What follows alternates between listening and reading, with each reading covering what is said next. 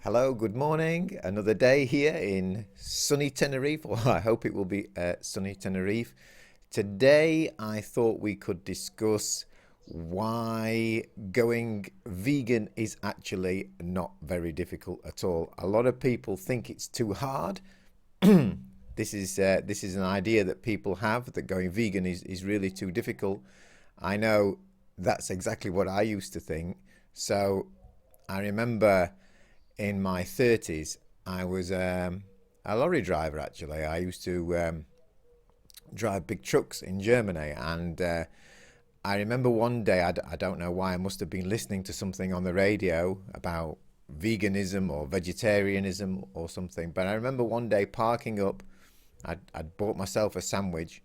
It was probably a tuna sandwich or a ham sandwich or and I remember thinking to myself how difficult it must be to go vegan. All I could think of was, well, if you take out the meat and you take out the chicken and you take out the tuna and you take out the milk and you take out the cheese and all of these dairy products, what are you going to eat? And I remember clearly having this vision that in a way, I remember thinking, okay, it was something that's admirable. In a way, I could understand at some level. I didn't know what I know now, but at some level, I could understand the morality of it.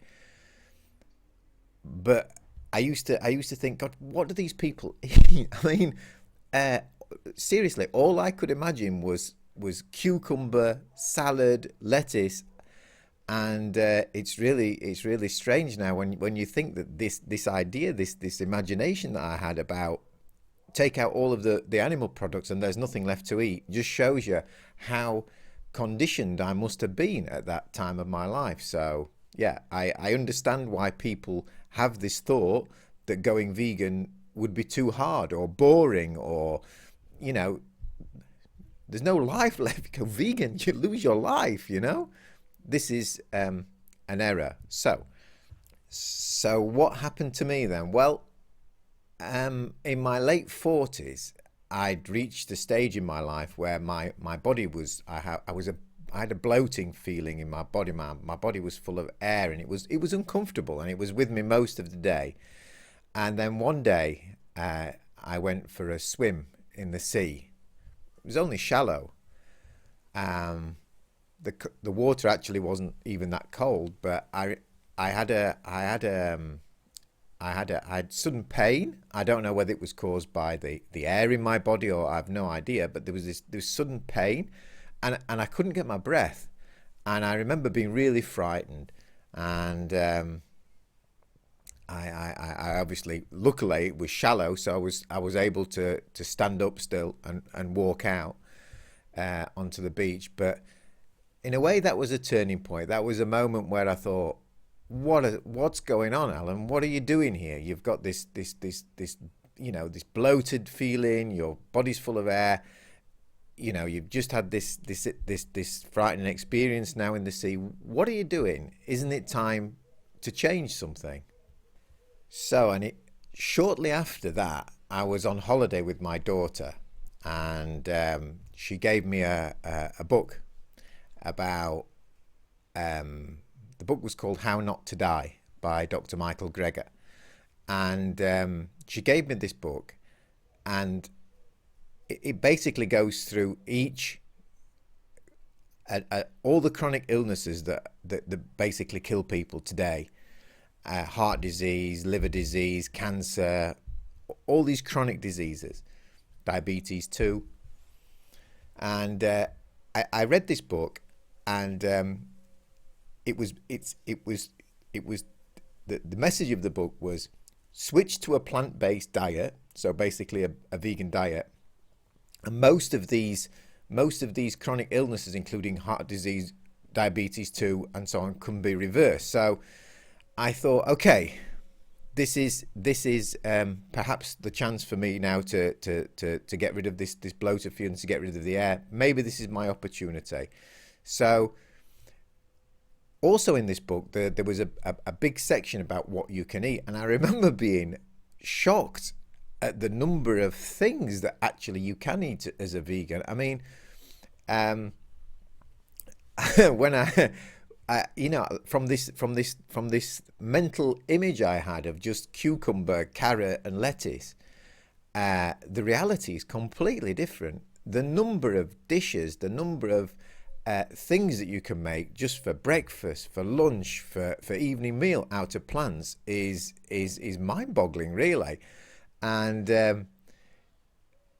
I was I was surprised that when I first became vegan, I wasn't very experienced and I didn't really know what I was doing. But I've since learned, and I wish I'd have known now what I knew back then. But now I've reached a point where, oh God, I promise you this from the bottom of my heart: if you switch to a vegan diet, and you have at the moment this idea that your life is going to be you're going to sacrifice taste, you're going to sacrifice the pleasure of food, you're wrong. It is completely the opposite. My diet today is richer. It has more nutrition. It's more colourful. It's more tasty.